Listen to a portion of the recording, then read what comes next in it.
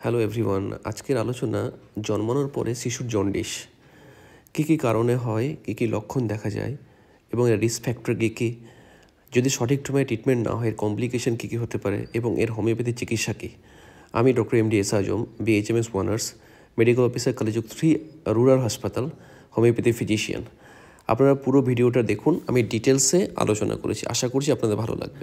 Good evening everyone, আমি doctor MD S আজম। আমাদের কাছে জন্মানোর পরে কিছু বাচ্চা, ম্যাক্সিমাম বাচ্চারা আমাদের কাছে আসে জন্ডিস নিয়ে আর কি।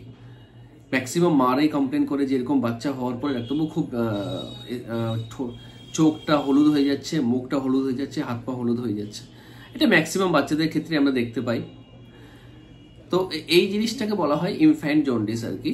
তো আজকে যে টপিকসটা জন্ডিস ইন নিউবর্ন, আজকে যে টপিকসটা আলোচনা করতে চাই সেটার নাম হচ্ছে জন্ডিস ইন নিউবর্ন। আমরা এই ডিটেলসটা সম্বন্ধে জানবো যে এটা জন্ডিস নিউবর্নটা কি, এটা কি কি কারণে হয়, এটা হলে কি কি সিমটম দেখা দেয়, আমরা কি করে প্রিভেন্ট করব, এটার রিস্ক ফ্যাক্টর কি কি আছে, এবং অবশ্যই লাস্টে treatment is important. Jaundice newborn হচ্ছে একটা yellow colour of infant skin. একটা বাচ্চার কালারগুলো, স্কিনের কালারটা ইয়েলো হয়ে যায়। এটা হয় কারণটা কি, বিলিরুবিন লেভেলটা এক্সেস হয়ে যায়, হাই হওয়ার জন্য এটা হয়। কেন এটা হয়, বেসিক্যালি কেন হয় বাচ্চাদের ক্ষেত্রে, এটা খুব ম্যাক্সিমাম 80% বাচ্চার ক্ষেত্রে, নিউবর্ন বেবির ক্ষেত্রে দেখা যায়।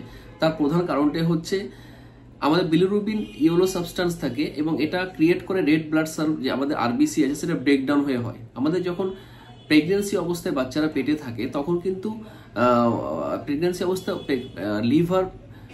লিভার কিন্তু ওই মুহূর্তে বিলিরুবিনকে ঠিক লিভার থেকে সরিয়ে ব্লাডের দিকে সরিয়ে দেয়। এটা লিভার ডিউরিং প্রেগনেন্সির সময় পুরোটাই কাজ করে, প্লাসেন্টা এবং তার সাথে খুব হেল্পফুল হয়। যখনই আফটার বার্থ হয় তখন কিন্তু লিভার এনাফ পরিমাণ বিলিরুবিন রিমুভ করতে পারে না, এই জন্যই বিলিরুবিন লিভারে থেকে যায়। তার জন্য কিন্তু এক্সেস পরিমাণে কিন্তু এরকম ইয়েলো কালারেশন একটা হয় এবং বিলিরুবিনটা প্রচুর হাই হয়ে যায়। এর কজ কি কি কারণে এটা হতে পারে? প্রথম যেটা ইম্পর্টেন্ট, সেটা ইম্পর্টেন্ট কজটা হচ্ছে যে যখন আমাদের এটা বেসিক্যালি হয় একটা ইম্যাচিওর লিভার, যদি একটা নিউবর্ন লিভার ফুললি ডেভেলপ না করে এবং বিলিরুবিনটা ঠিকঠাক করে প্রসেস করতে পারে না অ্যাডাল্ট লিভারের মতো, তাদের ক্ষেত্রে হওয়ার চান্সটা বেশি থাকে। এবং আরেকটা কি কারণ থাকতে পারে, high number of red blood cells, RBC কাউন্টটা অনেক বেশি হয়ে গেছে, তারা ব্রেকডাউন হচ্ছে। নিউবর্নদের ক্ষেত্রে আরবিসিটা প্রচুর বেশি থাকে অ্যাডাল্টের তুলনায়, এবং এটা ব্রেকডাউন হয় এবং রিপ্লেস ফ্রিকোয়েন্টলি করতে পারে না, তার জন্য এটা হতে পারে। ব্রেস্ট ফিডিং একটা ইম্পর্টেন্ট ফ্যাক্টর।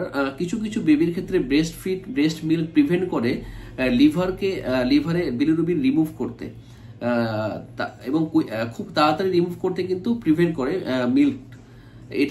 এটাকে ব্রেস্ট মিল্ক জন্ডিস বলা হয়। ব্লাড টাইপ একটা ইম্পর্টেন্ট ফ্যাক্টর। দেখা যায় যদি মাদার্সের ব্লাড গ্রুপ এবং বেবির ব্লাড গ্রুপ আদার থাকে, সেই জায়গাতে একটা অ্যান্টিজেন অ্যান্টিবডি রিয়াকশনের জন্য কিন্তু এই প্রবলেমটা হতে পারে। এটাকে বলা হয় এবিও ইনকম্প্যাটিবিলিটি, এই প্রবলেমটাকে বলা হয়। আদার হেলথ কিছু ইস্যু থাকতে পারে জন্ডিস, যেমন ব্লাড ইনফেকশন যদি থাকে, যদি সেপসিস কিছু হয়, অনেক সময় বার্থের সময় যদি ব্রুশ হয়ে যায়, আঘাত লাগে, তার জন্য একটা হতে পারে। হাইপোক্সিয়া, লো অক্সিজেন লেভেল যদি থাকে তাদের ক্ষেত্রে একটা হতে পারে। লিভার কন্ডিশনে বিলিয়ারি অ্যাট্রেসিয়া যদি থাকে তার ক্ষেত্রেও কিন্তু একটা নিউবর্ন জন্ডিস হতে পারে আর কি। তো এটা নিউবর্ন জন্ডিসটা বেসিক্যালি দেখা যায় 80% ক্ষেত্রে টেম্পোরারি, এটা অটোমেটিক কারেক্ট হয়ে যায় 2 সপ্তাহের মধ্যে, এটা ঠিক হয়ে যায় কিন্তু। এবার আমরা জানবো যে সিমটমটা কি কি হতে পারে জন্ডিসের। যখন আমাদের কাছে নিয়ে আসে তখন ওই সময় সিমটম কি কি হয়। যে সিমটমটা আমাদের দেখা যায়, প্রথম একটা স্কিন কালার চেঞ্জ হয়ে যায়, কালারটা ইয়েলো কালারে কনভার্ট হয়, স্পেশালি ফেস, স্ক্যাল্প, তার সঙ্গে হেড, তার সঙ্গে পায়খানাটা প্রচুর হলুদ টাইপের পায়খানা হয়।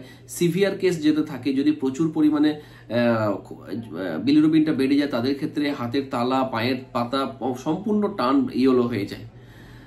চোখের ক্ষেত্রে একটা ইয়েলো হয়ে যায় চোখটা। ইউরিনটা ডার্ক ইয়েলো ইউরিন হয়, এটা কালারলেস অনেক সময় হতে পারে। পায়খানাটা একটা পেল স্টুল থাকে, পেল স্টুল, ইট শুড বি ইয়েলো কিংবা অরেঞ্জও হতে পারে। বিহেভিয়ার চেঞ্জ হয়, বাচ্চার বিহেভিয়ার চেঞ্জ বলতে আনইউজুয়াল ড্রাউজিনেস থাকে, একটা সিক, একটা দুর্বল, ডিফিকাল্ট টু, এখন সবসময় ঘুমিয়ে থাকতে চায় এবং প্রচন্ড জোরে চিৎকার করে কান্না অনেক সময় বাচ্চারা করে কিন্তু। ফিডিং এর কি প্রবলেম হয়, ফিডিং ডিফিকাল্টি হয় এবং অনেক মারা বলে বাচ্চা ঠিকঠাক করে দুধ খেতে চাই, তারা খেতে পারছে না, এই প্রবলেমটা কিন্তু অনেক সময় বলে। ওয়েট একটা ফ্যাক্টর। বেবি যদি খুব লো ওয়েট থাকে, খুব কম ওয়েট থাকে, তাদের ক্ষেত্রে এই প্রবলেমটা কিন্তু অনেক সময় লো ওয়েট বেবির হতে পারে, এই প্রবলেমটা সিমটম একটা থাকতে পারে।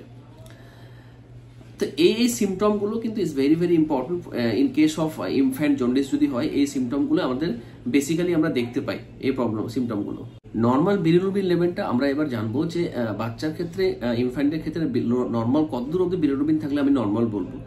নর্মালি 24 ঘন্টা জাস্ট জন্ম হওয়ার পর থেকে less than 1 mg bilirubin within 24 hours is normal. কিন্তু ফিজিওলজিক্যাল যদি দেখা যায় আস্তে আস্তে যত দিন যায়, 2 দিন কিংবা 3 দিন বাচ্চা কি 4 দিন বাচ্চার বয়স হলে এটা বিলিরুবিনটা অনেকটা বাড়ে। 5 থেকে 10 অব্দি কিন্তু আমরা টোটালি নর্মাল বলবো, 5 mg থেকে 10 mg অব্দি টোটালি নর্মাল। ক্রিটিক্যাল কন্ডিশন কখন হয়, ক্রিটিক্যাল কখন, যখন অ্যাবাভ 50 mg বিলিরুবিন লেভেলটা বেড়ে যায় 24 থেকে 48 আওয়ার্স যদি থাকে, তাহলে সেটাকে ক্রিটিক্যাল সময় বলবো আমরা। যদি দেখা যায় যে 3 দিন থেকে 4 দিনের মধ্যে যদি 18 mg উপরে যদি বিলিরুবিনটা বাড়ে তাহলে আরো ক্রিটিক্যাল সেটা বলবো। কিংবা যদি দেখা যায় 72 ঘন্টার মধ্যে পরে 20 mg আটকে আছে, তো সেগুলোর ক্ষেত্রে একটা সিরিয়াস ম্যাটার চলে আসে। আমরা তখন কিন্তু একটা সিরিয়াসনেস টেক অবশ্যই করতে হবে। অবশ্যই আমরা লোকালি কোনো ভালো ডাক্তারের সঙ্গে কনসাল্ট অবশ্যই করতে হবে, যে কোনো একটা পাশ করা ডাক্তারের সঙ্গে অবশ্যই কনসাল্ট করতে হবে। তো এই লেভেলটাই, নর্মাল লেভেলটা অবশ্যই কিন্তু আমাদের দেখে রাখতে হবে। আমরা সবাই যেহেতু রিপোর্ট দেখতে জানি, অবশ্যই দেখে আমরা নিশ্চয়ই বুঝতে পারবো যে বাচ্চার কন্ডিশনটা কি আছে। এবার আমরা জানবো ট্রিটমেন্ট প্রসেসটা। ট্রিটমেন্টের আগে কমপ্লিকেশনটা আমাদের অবশ্যই জানা দরকার, যে নিউনেটাল জন্ডিস বা নিউবর্ন জন্ডিসের ক্ষেত্রে যদি বাচ্চা যদি আনট্রিটেড থাকে বা ট্রিটমেন্ট ঠিকঠাক না হয়, তাহলে কি কি কমপ্লিকেশন আসতে পারে। প্রথম যে সমস্যাটা সব থেকে বেশি ডেঞ্জারাস কমপ্লিকেশনের নাম, সেটা হচ্ছে কার্নিকটেরাস বলা হয়। এটা প্রচুর রেয়ার বাট সিরিয়াস কমপ্লিকেশন। যদি আনট্রিটেড জন্ডিস থাকে বেবিদের ক্ষেত্রে তাহলে খুবই সিরিয়াস। এটা কখন হয়, যখন এক্সেস লেভেল অফ বিলিরুবিন প্রচুর হাই লেভেলে হয়। এর জন্য কি একটা ব্রেনকে কিংবা সেন্ট্রাল নার্ভাস সিস্টেমকে পুরোপুরি ড্যামেজ করে দেয়। নিউবর্নদের ক্ষেত্রে যখন বিলিরুবিন প্রচন্ড হাই হয়, তখন কি হয়, বিলিরুবিনটা ব্রেনের এবং ব্লাডের যে বেরিয়ার আছে, ব্রেন ব্লাডের বেরিয়ার, সেটাকে ক্রস করে এবং তাতে কিন্তু স্পাইনাল কর্ড এবং ব্রেনকে ড্যামেজ করে। এর জন্য এটা লাইফ থ্রেটিং অনেক সময় হতে পারে। ব্রেন ড্যামেজ হাই বিলিরুবিনের জন্য যখন হয়, সেটাকে বলা হয় বিলিরুবিন এনসেফালোপ্যাথি বলা হয়। এর জন্য এটা প্রচন্ড রিস্ক এবং কিছু এটা কি কি কারণে হতে পারে। রিস্ক অফ ডেভেলপিং কার্নিকটেরাস, যদি বিলিরুবিন প্রচন্ড হাই লেভেলে ব্লাডে থাকে, যদি বিলিরুবিনটা ব্লাডে খুব তাড়াতাড়ি বেড়ে যায়, যদি কোনো রকম ট্রিটমেন্ট রিসিভ না হয়, ট্রিটমেন্ট যদি ঠিকঠাক করে না হয়, সেইগুলোর ক্ষেত্রে কার্নিকটেরাস ইজ ভেরি ডেঞ্জারাস। ইনিশিয়াল স্টেজে পেশেন্ট কি সিমটম নিয়ে আসবে কার্নিকটেরাসের ক্ষেত্রে, পুয়ার ফিডিং, খাওয়া দাওয়া একদমই কমে যাবে, ইরিটেবিলিটি, প্রচন্ড বাচ্চা কান্নাকাটি করবে, চিৎকার চেঁচামেচি করবে, হাই পিচ ক্রাই একটা থাকবে, একটা রিফ্লেক্স হতে পারে, তার সাথে একটা স্লিপিনেস, কনস্ট্যান্টলি একটা ড্রাউজিনেস স্লিপিনেস একটা থাকতে পারে, একটা অ্যাপনিয়া থাকতে পারে, একটা ব্রেথিং এর প্রবলেম হতে পারে, তার সাথে মাসলস একটা ফুলে যাওয়ার ব্যাপার থাকে। এই প্রবলেমগুলো কিন্তু একটা কার্নিকটেরাসে থাকে। তো এর ট্রিটমেন্ট কি দরকার, অবশ্যই কার্নিকটেরাস হলে একটা ট্রান্সফিউশন অবশ্যই দরকার। Transfusion is very important for kernicterus, তাহলে পেশেন্ট অনেকটা সুস্থ হয়। যদি কনস্ট্যান্টলি কার্নিকটেরাস থেকে যায়, তাহলে কিছু সেকেন্ডারি ফ্যাক্টর আসতে পারে, যেমন কিছু পার্মানেন্ট প্রবলেম চলে আসতে পারে, যেমন cerebral palsy. Cerebral palsy also important factor for untreated কার্নিকটেরাসের ক্ষেত্রে। যদি বিলিরুবিন লেভেলটা হাই লেভেল থেকে যায়, তাহলে ব্রেন ড্যামেজ, তাহলে সেরিব্রাল পলসি হয়। এতে কি হয়, একটা মুভমেন্ট এফেক্টেড হয় এবং নর্মাল লাইফের থেকে অনেকটা পিছিয়ে যায় বাচ্চা। কথাবার্তা বলা থেকে, চলাফেরা করা থেকে সবকিছুতে আস্তে আস্তে পিছাতে শুরু করে। নর্মাল এজে কিন্তু সেটা হয় না। দ্বিতীয়ত হেয়ারিং লস হতে পারে, একটা মাইল্ড কিংবা সিভিয়ার একটা হেয়ারিং লস হতে পারে। 3 নম্বর লার্নিং ডিসএবিলিটি। লার্নিং ডিসএবিলিটি বলতে কথাবার্তা অনেক দেরি করে শেখা, বসা অনেক দেরি করে শেখা, চলাফেরা অনেক দেরি করে, সমস্ত কিছু দেরি করে শেখা। তারপরে কি, একটা involuntary twitching different part of the body, automatic কেঁপে উঠছে এই জায়গাটা, হঠাৎ করে গালটা, হঠাৎ করে বুকটা, হঠাৎ করে এই মাসল, ডেল্টয়েড মাসলসটা, হঠাৎ করে কোমরটা, ইনভলিউন্টারি এটা হয়।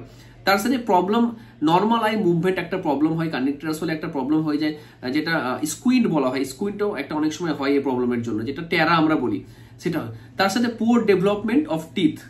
তো এই প্রবলেমগুলো কিন্তু যদি আমরা আনট্রিটেড নিউনেটাল জন্ডিস বা নিউবর্ন বেবিদের জন্ডিস থাকে, তাহলে এই প্রবলেমগুলো কিন্তু সেকেন্ডারি প্রবলেম হিসাবে আসে এবং কমপ্লিকেশন হিসাবে আসে। এর জন্য অবশ্যই কিন্তু একটা সিরিয়াসলি ট্রিটমেন্টের প্রয়োজন আছে। রিস্ক ফ্যাক্টর কি কি থাকছে, যেসব বাচ্চাদের ক্ষেত্রে, নিউবর্ন বাচ্চাদের ক্ষেত্রে জন্ডিস হয়, তাদের কিছু রিস্ক ফ্যাক্টর থাকে। রিস্ক ফ্যাক্টর কি কি থাকলে তাদের ক্ষেত্রে হওয়ার চান্সটা বেশি থাকে, যেমন প্রিম্যাচিওর বেবি যদি থাকে, দেখা যায় বেবি বর্ন করেছে বিফোর 38 উইকসের আগে হয়তো বর্ন হয়েছে, তাদের ক্ষেত্রে হওয়ার চান্সটা বেশি থাকে। ব্লাড টাইপ ইনকম্প্যাটিবিলিটি, যেমন এর আগেই বললাম কজেশনের মধ্যে যেমন আছে যে মাদার্সের ব্লাড গ্রুপ এবং বেবির ব্লাড গ্রুপসটা আলাদা, তার জন্য একটা অ্যান্টিজেন অ্যান্টিবডি রিয়াকশন থাকতে পারে, তাদের ক্ষেত্রে হওয়ার চান্স থাকে। ডিউরিং নর্মাল ডেলিভারির সময়, ভ্যাজাইনাল ডেলিভারির সময় যদি কোনো আঘাত লাগা থাকে সেটার ক্ষেত্রে রিস্ক ফ্যাক্টর একটা হতে পারে। ব্রেস্ট ফিডিং একটা রিস্ক ফ্যাক্টর থাকতে পারে।